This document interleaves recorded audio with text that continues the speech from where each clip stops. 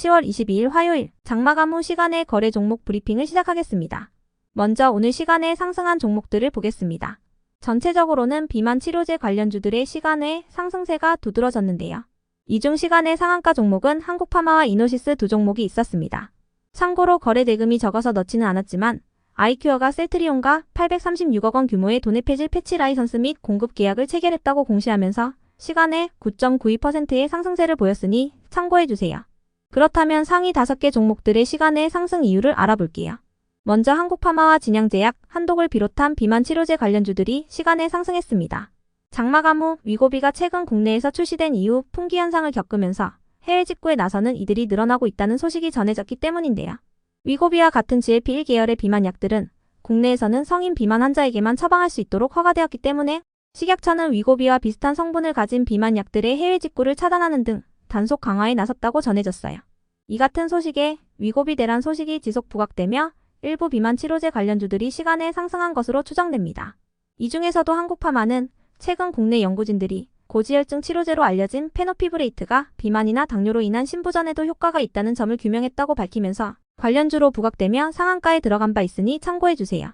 다음으로 이노시스는 장마감 후 운영자금 확보를 위해 최대 주주인 CG바이오를 대상으로 120억 원 규모의 3자 배정 유상증자를 결정했다고 공시하면서 시간의 상한가로 마감했습니다.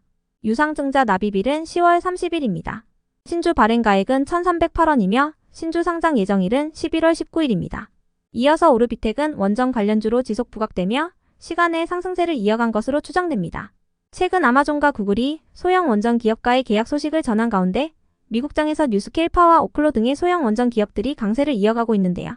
어제 대통령실은 소형 모듈 원자로 4개에 대한 건설 계획을 연말에 발표한다고 밝혔으며 이번 주 목요일에는 윤 대통령이 폴란드 대통령과 정상회담을 가질 예정이라고 전해졌습니다. 이번 회담에서는 방산과 원전 등의 분야에서 협력을 강화할 예정이라고 하는데요. 이 같은 소식들이 연달아 전해지면서 오늘 원전 관련주들이 강세로 마감한 가운데 비교적 상승폭이 적었던 오르비텍의 시간에 매수세가 유입된 것으로 보이네요. 참고로 오르비텍은 최근 한국수력 원자력과 58억 원 규모의 방사성 폐기물 관련 계약 소식을 전한 바 있습니다. 이번 계약 규모는 오르비텍의 최근 매출액 대비 9%에 해당하는 금액이라고 전해졌습니다. 다음은 오늘 시간에 하락한 종목들인데요. 그렇다면 상위 5개 종목들의 시간의 하락 이유를 알아볼게요. 먼저 동서는 동서식품의 주력 제품 중 하나인 맥심 믹스커피의 수출 가능성이 부각되며 상한가로 마감한 종목인데요. 시간의 장에서 상한가가 풀려버리면서 약세를 보였습니다. 동서가 상한가를 들어간 이유에 대해서 좀 더 살펴보면 미국의 몬델리즈는 보유 중이던 커피자 회사 JD 피치의 자녀 지분을 독일 JAB 홀딩스 컴퍼니에 모두 매각한다고 전해졌는데요. 기존의 몬델리즈는 JD 피치의 지분과 동서식품의 지분을 둘 다 보유하고 있었기 때문에 비슷한 커피 제품을 다루는 동서식품의 맥심 커피 수출이 제약을 받아왔다고 해요.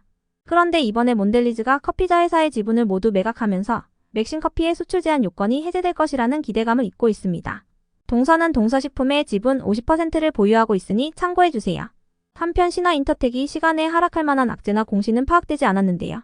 신화인터텍을 비롯한 2차전지 관련주들의 경우 트럼프 전 대통령의 재선 가능성이 지속 부각되면서 약세를 이어가고 있으니 참고해주세요.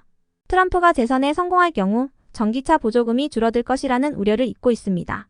다음으로 인스피어는 이틀 전 코스닥 시장의 신규 상장 후 어제 상한가로 마감했던 종목인데요. 오늘 시초가가 개파락으로 시작하면서 급락 마감 후 시간의 장에서도 매도세가 이어진 것으로 추정됩니다. 오늘 인스피언이 하락할 만한 악재나 공시가 있던 것은 아닌 걸로 파악되니 참고해주세요. 이어서 제이시언 시스템과 파이버프로가 시간에 하락할 만한 악재나 공시는 파악되지 않았는데요. 장마감 후 시장 수급이 비만 치료제 관련주들에게로 이동하면서 오늘 급등 마감했던 일부 종목들의 차익 실현 매물이 나온 것으로 추정됩니다. 두 종목을 비롯한 드론 및 방산 관련주들의 경우 북한이 파병을 통해 러시아와 우크라이나 전쟁에 참가하기로 결정한 부분에 대해 정부가 단계적인 대응 조치를 실행해 나갈 것이라고 밝히면서 강세로 마감한 바 있으니 참고해주세요. 끝으로 전일 시간에 등락률 탑5 종목들이 오늘 어떻게 되었는지 추적해보고 마치겠습니다.